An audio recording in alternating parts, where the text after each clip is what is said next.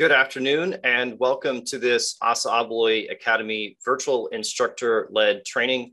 My name is Chad Tibbets, training specialist here with ABLOY Academy. Welcome to our webinar series that we've been doing for a little over a year. Just a couple of things before we get started in today's topic. Everybody is muted, but that doesn't mean you can't communicate with us.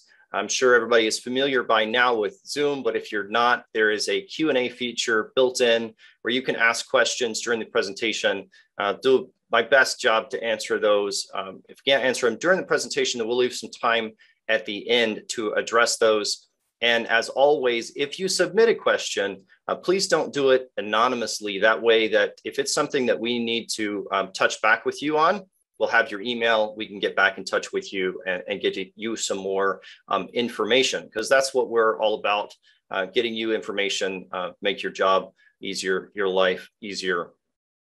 So a couple other things, this session is being recorded. So if you have anybody in your organization that you'd like to view this presentation, you can do that. We're going to post this, probably be available Monday afternoon, Monday morning, sometime there. It will be on our website under previously recorded webinars at assabloyacademy.com. Just click on the Americas tab.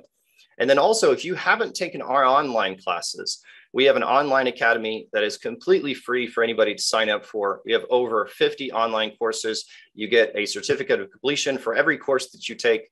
There's a short quiz that help us understand that you had a transfer of knowledge during the online course, but they're somewhere between 25 minutes and an hour long. So please check that out. And then if you are in need of any type of custom training for your people, your organization, then please reach out to us at ABLOY Academy. We'd love to help you with that. Now, I'm pleased to say that we also have another person on the call here today. David Stammen is our Windstorm coordinator. He's going to help me at the end field any questions that you guys have, but I will be taking the presentation, the main presenter for the presentation today.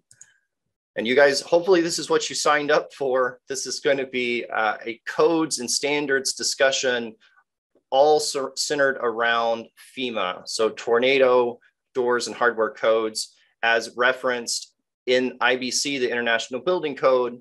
And then we'll talk about the standard and what the difference is between a code and a standard, ICC 500, 2014 edition, and then the FEMA P361, 2015 edition. So as always, safety first. At ABLOY, we're really passionate about protecting people, protecting assets, and I think that this discussion is timely. Every year, year over year, there's an increase in the number of tornadoes, and that is reflected in the standard. It's reflected in the code that things need to become more serious when we talk about protecting people's lives, creating safe rooms or storm shelters, depending on what definition you look at. So safety first on that.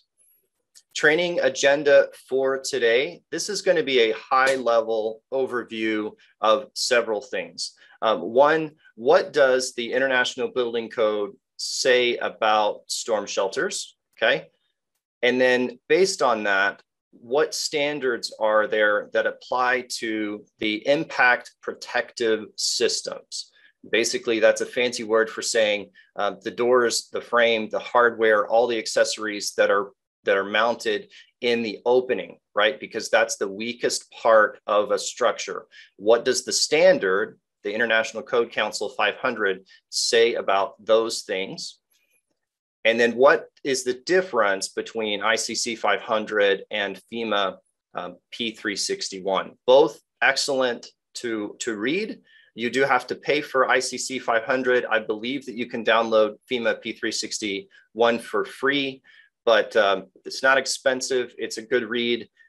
I would say that I would read FEMA P361 first, personally, and then read the ICC, but both a good read. We'll talk about installation considerations, things that if you have an install crew or you're going to go through ASSA ABLOY factory training for Windstorm, things that we really have to make sure that we do correctly. We'll talk about the overview of the ABLOY solution, our assemblies that we provide, and then talk a little bit about some resources. So at the end of this webinar, you'll know where to go to find more information.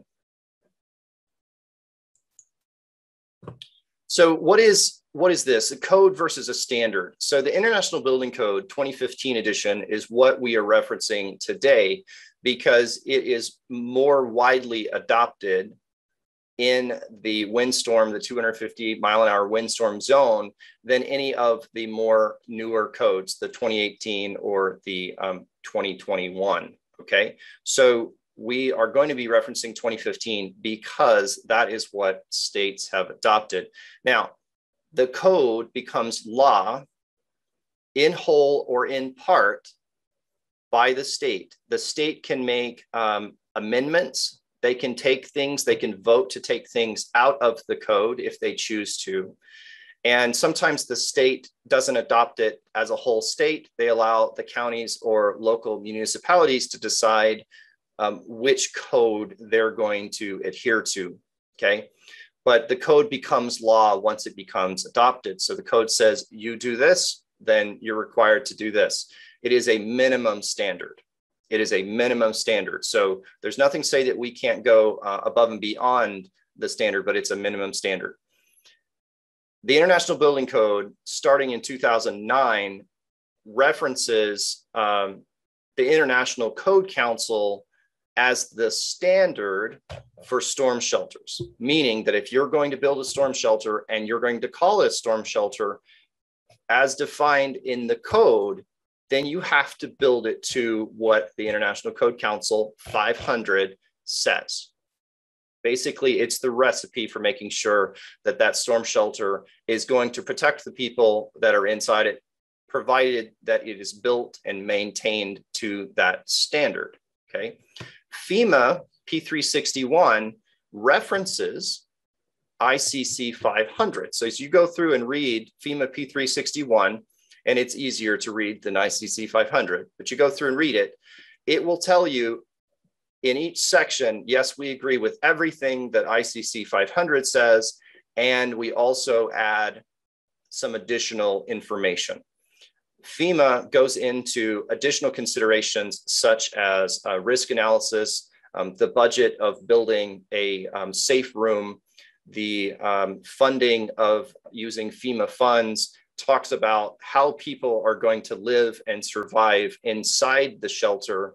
They talk about flooding and all kinds of other things that where the ICC 500 is primarily designed to keep people alive in the event of a severe windstorm event, in the event of a tornado, where FEMA takes that standard and takes it a little bit further. So they both have to be considered if you're in the business of building storm shelters or safe rooms. Now, 2015 IBC, and I'm going to say IBC from now on when we talk about the International Building Code, says that there are 22 states that are in this 250-mile-an-hour wind zone. And the reason why that 250 miles an hour is important is because of this in the code.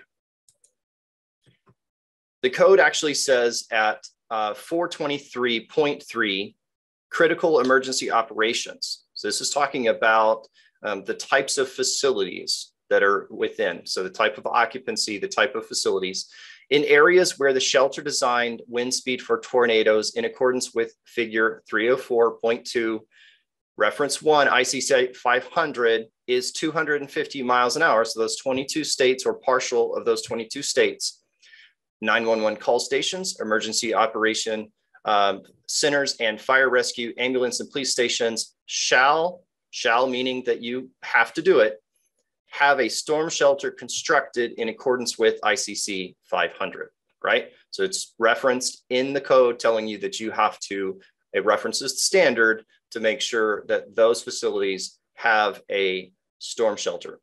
The exception is that the whole building already meets ICC 500. okay? Also, 423.4 Group E occupancy, and if you've taken any of Katie Flowers' classes, you know that Group E occupancy is for education in areas where the shelter design wind speed for tornadoes is 250 miles an hour in accordance with figure 304, same figure, okay, of the ICC 500. All Group E occupancies education with an aggregate occupant load of 50 or more shall have a storm shelter constructed in accordance with ICC 500, same language. And the shelter shall be capable, shall, again, saying you have to do it, capable of housing the total occupant load of the Group E occupancy. Wow, so what does that mean? That means if you've got a school, an elementary school, you're in that 250 mile an hour wind zone, and you have 500 students, then your storm shelter that you build needs to be able to hold that occupancy. There are some exceptions built into this. Group E daycare facility is an exception.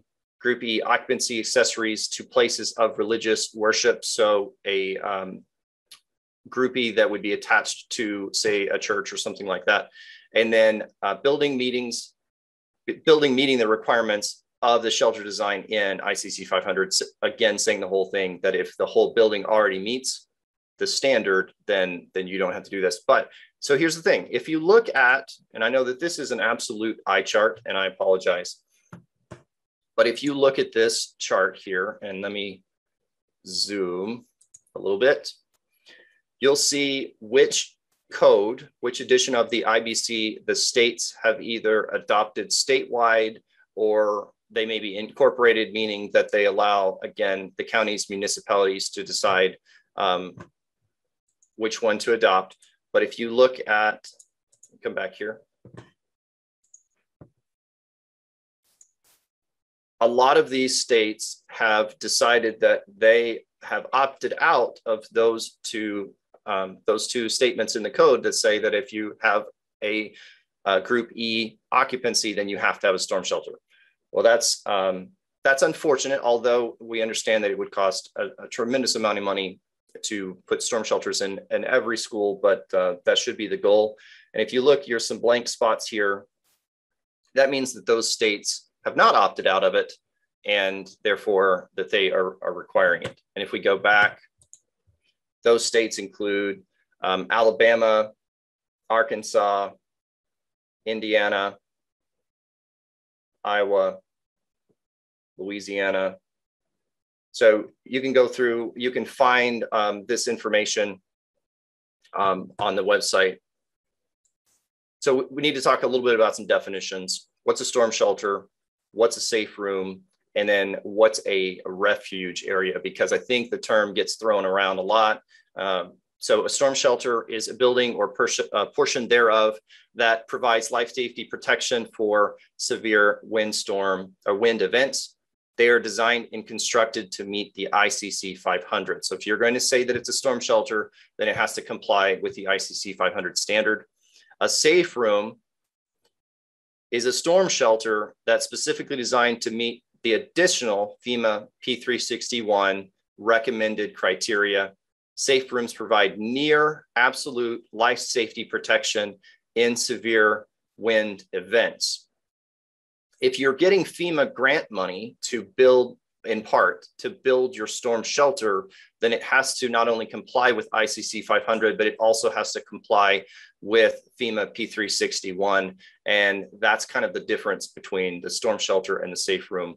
The safe room, if you're going to call it a safe room and it's a FEMA safe room, it goes above and beyond and includes a lot of other things that ICC 500 does not.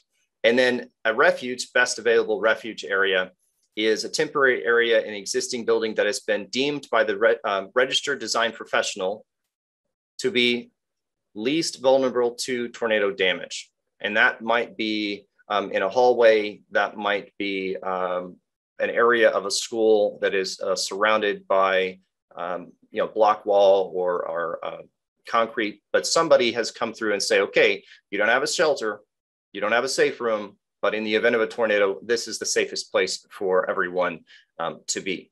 So that is the difference. And just because somebody puts a sticker that says storm shelter or safe room does not necessarily mean that it has been installed and designed per the standard. So what I'd like to do next is to spend a couple of minutes going through the ICC 500 as it applies to the construction, as it applies to the contractor, the installer, it applies to the assembly, which is all of the hardware, the doors, the frames, the levers, the kick plates, the door closers, anything that you can imagine that could be bolted to that door, how and what the standard says about it. So starting at the kind of the beginning in section 202 definitions, we have a definition of what is an impact protective system. That's our stuff. That's what we manufacture. We don't manufacture the walls, the ceiling, all of that. We manufacture the doors and hardware and frames, that assembly, and it's called a impact protective system. So a system or device such as a shutter, door, or other device mounted on the inside or outside of the exterior wall of a shelter that has been demonstrated by testing to be capable of withstanding the impact of test missiles as detailed in the standard. And yes, that's what they call them, test missiles, because in a tornado, things become missiles. And Texas Tech University started doing testing on how to test for these doors. Other universities and other organizations have jumped in since then. But back in 1970, after this deadly tornado went through Lubbock, Texas, actually where I'm from, Texas Tech started developing a systematic standard way of testing doors and frames and walls and ceilings and concrete foundations and anchors and anything you can imagine. But for our purposes today, we're talking about the impact protective systems. So moving on into the standard, in section 106, we've got inspections and structural observations. And let me read this, 106.1 general. Construction of storm shelters and installation of all equipment shall be subject to inspections in accordance with the applicable building code. And then 106.1.1 is all about a peer review, which is interesting because that means that after the general contractor has built this structure, there has to be somebody else come in or a group of people that come in and verify that everything was done according to ICC 500 to the standard. And this includes community shelters with an occupant load greater than 50, storm shelters in elementary schools, secondary schools, daycare facilities with an occupant load greater than 16. And then right there, storm shelters in risk category 4, essential facilities, we mentioned those earlier as described in that table, 1604.5 in the IBC. So that means that everything that is done has to be done per ICC, and that goes all the way down to the hinge screws. It goes down to the way that we mount door closers on our assemblies. It goes down to the types of hardware that you're putting on the door. All of those things are going to be inspected and verified that they are accurate.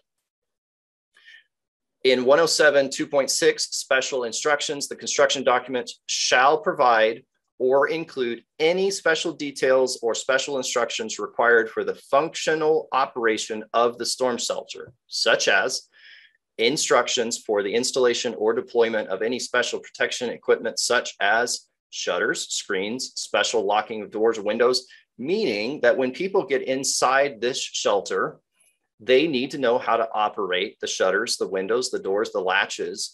And if there is something special, let's say that it's a multi-point lock that we sell, and you can buy them with a holdback device that keeps the top and bottom latches retracted, so you can use the door just like a mortise lock during the day. There needs to be instructions that are left for the people that, hey, if we need to get in here to be safe from the storm, this is how we lock the door. And you can see there that we have a little sticker on our holdback device, a 288 device, that allows you to know how you turn that door from just a regular use door into a 3-point locking device. That's just an example. The ICC 500 also says that there has to be a quality assurance plan. The construction documents for community shelters shall contain, again, that word shall, a quality assurance plan in accordance with sections. And there's a bunch of sections, and some of them apply to the roof and other things, but just picking out what really kind of applies to us. The 107.3.1, fabrication and installation of components and assemblies of the shelter envelope required to meet missile impact test requirements in Chapter 3. So if we go into Chapter 3, then we'll see that they're talking about our shutters, they're talking about our assemblies that have exit devices or multi-point locks. That's what they're talking about. They fire missiles at those to make sure that they're going to protect people on the inside. And so that means that the installation instructions also have to be a part of that quality assurance plan. And this is where things get interesting. And I'm glad the wording is in here for this. So 107.3.3 says that it's the contractor's responsibility. And I can read this whole thing, but basically it says that before the contractor ever starts to build the storm shelter, they have to have an acknowledgement of awareness of the special requirement contained in the quality assurance plan. So the quality assurance plan contains all of the information from the individual people that have the products tested. So it contains all of the information from us that says that this frame has to be installed a particular way, that this door hardware has to be installed a particular way, that you have to use all the fasteners that come in it, that you're only allowed to use product that is listed. We'll talk about that in a minute. But the contractor, it's his responsibility, his or her responsibility to make sure that that stuff is done per our manufacturer's installation instructions, because that is the way that it was tested. And I've got a little cutout here just from one of our installation sheets that talks about how much embedment you have to have for a particular type of anchor that we ship with our existing opening, our EO, three-sided welded frames that part of assembly. And so this is just one of the things that they would have to have and say, okay, I've got to make sure I use the correct anchors. We'll talk about anchors here in a second. And I've got to make sure that I have the right embedment, that it's, you know, in the middle of the wall, or at least if it's not in the middle of the wall, I have a certain amount of meat there so that it doesn't tear away, all of these things. And the general contractor has to say, yep, I have gone through all of that, and I'm going to build the shelter per these installation instructions. ICC 500 also talks about labeling. And if we look here on the left-hand side, you'll see that this is a label from UL, from Underwriters Laboratory, and it says that it's tested in accordance with ICC 500 2014, FEMA 361 2015, and then down at the bottom it says it's an impact. The missile that they used was a 15-pound 2x4 at 100 miles an hour. And if we read the standard, then that is how they test for tornado. They use a lighter weight 2x4 at less miles per hour if they're going to be testing for hurricane. This class is primarily speaking to tornado, but just wanted to mention that's what tells us that it's been tested to tornado. And if we look at this next picture, you'll also see this is the faceplate off of our Sargent FM 7300, and you'll see that W right there on the faceplate. That stands for Windstorm. We have an F over here for fire, and this is UL listed in the US and in Canada. That's what the C is. So little things that you can look for on an assembly to see if they're Windstorm rated. But honestly, the best way to verify is to go to our tornado ebook, which I'll show you here in a little bit, that goes through all of the products that have been tested as an assembly, meaning that the way, and the code is written, that the way that it's going to be used in the shelter is the way that it has to be tested. You have to use our anchors that we supply, that we have tested with our assemblies, to anchor into a structure unless, okay, unless it says here, right here in the middle, alternate, right in this area, alternate anchorage shall be designed for pullout and shear and the anchor placement detailed in accordance with accepted engineering practice.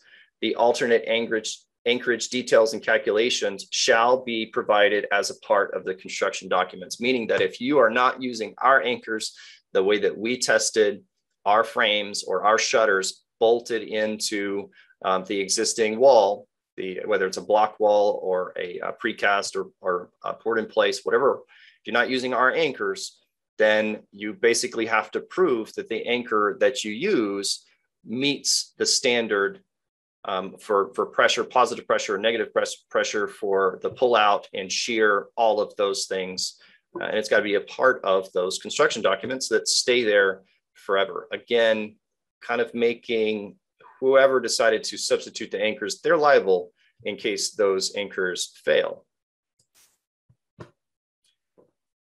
803.1 talks about testing the assembly. And I've been saying assembly this whole time because it's an assembly, the whole thing. You can't just buy a door here and buy a frame and buy a deadbolt and buy a latch and boom, we've got a tornado shelter assembly. That's not the way it works.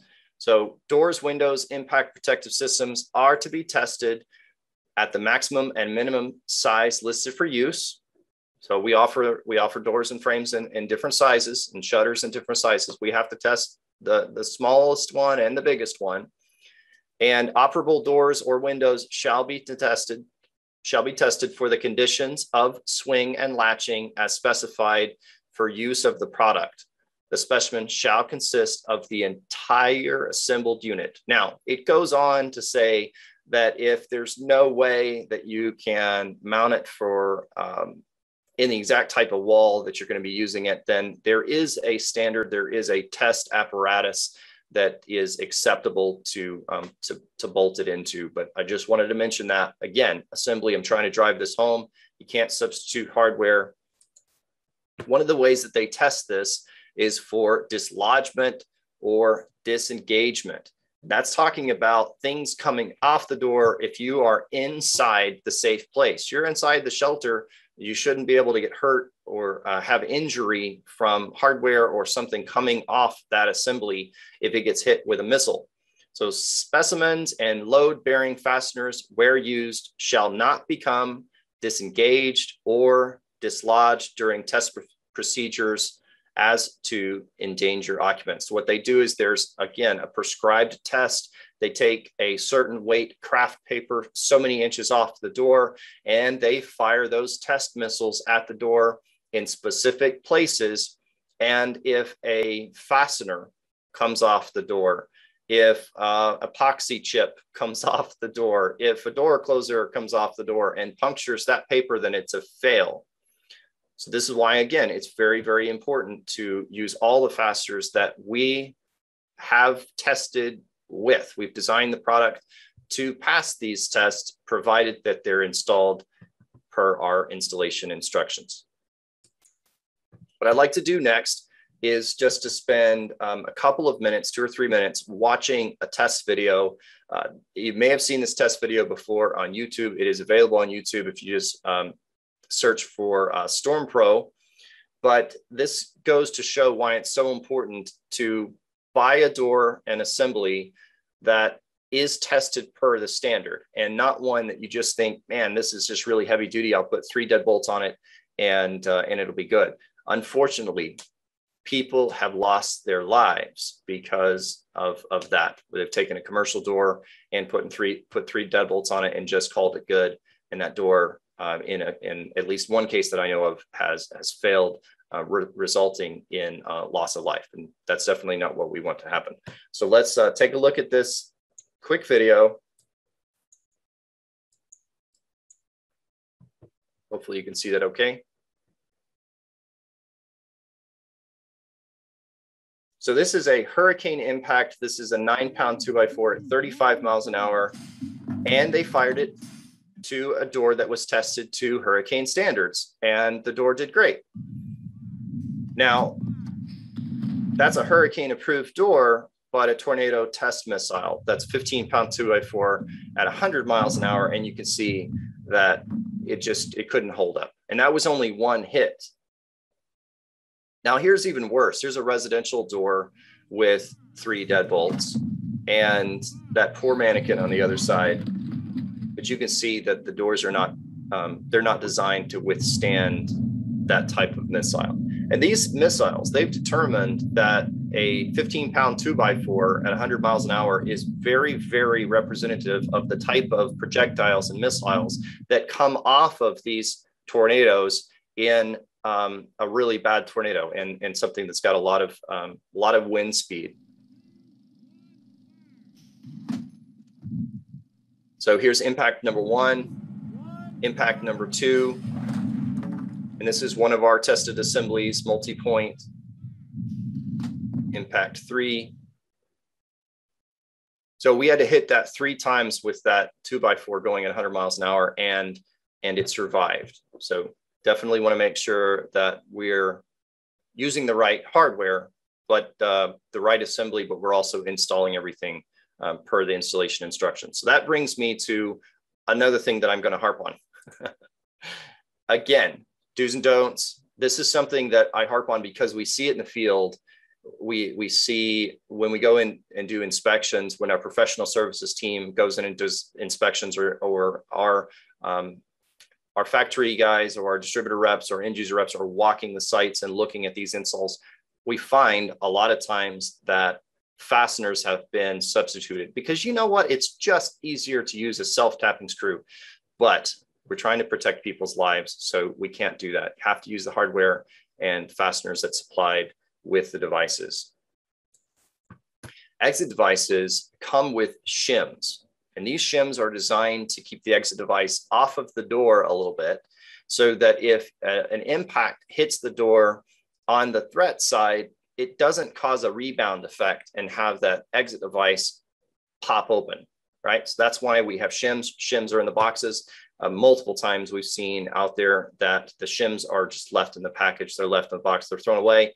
They're not on the door. And, you know, it's not certified at that point if all the hardware isn't there. If it is for our 3-point locking devices, whether it's our exit device or our shutter or our multi-point device, they'll have a bottom strike. If it's a 4-sided shutter, then that bottom strike actually bolts into the frame. But let's say that it's a 3-sided frame and we're talking multi-point or exit device, you're going to have a bottom strike. That bottom strike is what the bottom latch bolt assembly is secure up against, right? They have to be mounted to the concrete.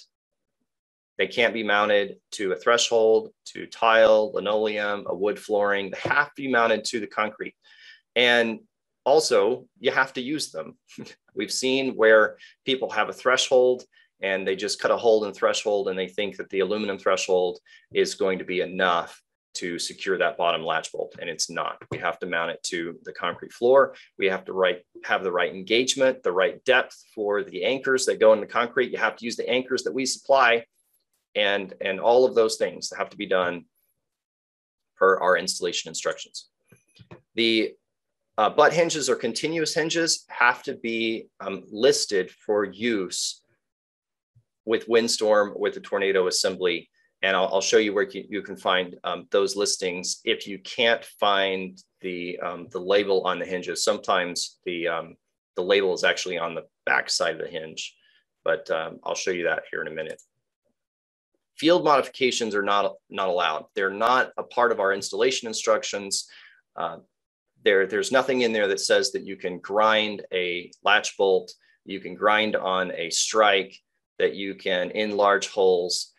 Everything has to be done per our installation instructions. And this is what I tell installers. I do a lot of installer training for these type of devices. And I tell them if they're used to, installing 4 to 6 to 10 commercial doors and frames a day, that they need to bid for the most part to plan on having no pressure, right? You can't have somebody breathing down your throat going, you need install for these types of devices. They are very complex. They are not difficult to install, but they are complex. They require planning. They require good tools. They require knowledge of what you're doing. This is why we put together a factory trained installer program, so that people have the best leg up, that they can do the best job of installing this hardware. And we avoid things like this, because if the frame is out of square and out of plumb, then we're going to have issues with the door latching. And then what people will typically do, okay, the door is not latching, I'm going to then modify the latch strikes either on the strike jamb or on the floor or up in the head, but that's not allowed unless you get the certifier. And if the product was certified by Underwriters Laboratory, then you have to get them out that tell you, yes, your modification that you just made to that assembly would still pass the standard, okay? But that's not something that we can do as a manufacturer. That has to go back to the certifier. Auxiliary hardware have to be listed. That includes closers, weather stripping, holders, kick plates, and the listing will tell you if the product can be mounted on the safe side of the door or the threat side of the door. And if it's mounted on the safe side of the door, what procedure you have to do to make sure that, again, that door doesn't fail due to dislodgement or disengagement. This is something to note. Exterior levers are designed to be locked. Okay, so when you shut the door, you need to be able to lock that outside lever or disengage that outside lever, so that if debris falls on the lever, and this could be exit trim, this could be multi-point, this could be shutter, although shutters don't have exterior levers. If it falls on it, it can't pop open, right? So an installer or somebody who's serving the end user that doesn't know any better after the shelter has been installed, the end user may go, hey, I'd really love for this to be a passage lock. Okay, well, we gotta make sure that we don't mess with the lock to turn it into a passage set. Passage sets are not allowed. We have to be able to lock that outside lever so that something doesn't land on the lever and then pop open. Now, this is not saying that if you're inside the shelter, you can't open the shelter and let somebody in. There's no requirement, no standard for that in FEMA or ICC, right? You can still let people in, you can still get out, but we just need to make sure that it's not in passage mode. Inspections of the installations will be done. They will be done. They're part of the quality assurance plan. They're part of the standard. The standard is referenced in the code. So installation inspections will be done, and the person that touched the door is the one liable for those, including, of course, the contractor. Now, I mentioned earlier that FEMA takes a storm shelter and then takes it a step further and makes it into a safe room, which they talk about all kinds of things. There is a FEMA fact sheet. This is just talking about safe room doors, installation, and maintenance. It's a really great 4-page PDF or document that talks about anchors. It talks a little bit more about the quality assurance plan, maintenance that has to be considered about the doors, and inspection frequency. And they go as far to say is that if that door, that assembly is your main door, let's say that the shelter is a multi-use, say it's a part of a gymnasium, and the gymnasium doors are actually FEMA rated, they're Windstorm rated, and they get used all day long. And based on that frequency, FEMA says that if it's less than 100 uses per day, then it should be inspected to make sure that it's working properly, at least during the drills, or 3 times a year. And you can see that chart, 100 to 499, you need to inspect to make sure that that door is working monthly, and then 500 to 1,000 weekly. And it goes on to say that if you have a door that gets a lot of use and a lot of abuse, it may be a good idea to have tornado doors, the assemblies, inside and held open, and have another set of commercial doors that is your main doors that you are using for your day-to-day. So I want to show just briefly this ASSA ABLOY ebook for the tornado resistant assemblies. You can find this at Curry's. You can find this at Seco Door, and go to Windstorm Solutions. You can find this ebook You can download it there. It is a PDF, and it is also a clickable hyperlinked PDF. So multiple places will take you directly to documents, take you to sell sheets, infographics, videos, catalog cut sheets, all kinds of stuff. But it goes through and gives you a very, again, high-level overview of the door, the individual door, the sizes, the fire ratings of the doors. We can now do glazing. We can put a 10 by 10 glazing, and it's fire rated up to 90 minutes. Goes into the lever by lever multi-point locks, 3-point locking, and those are the available for Sargent and Corbin Russwin. They have different part numbers. Sargent's always going to be an FM series, and then Corbin Russwin's always going to start with an FE.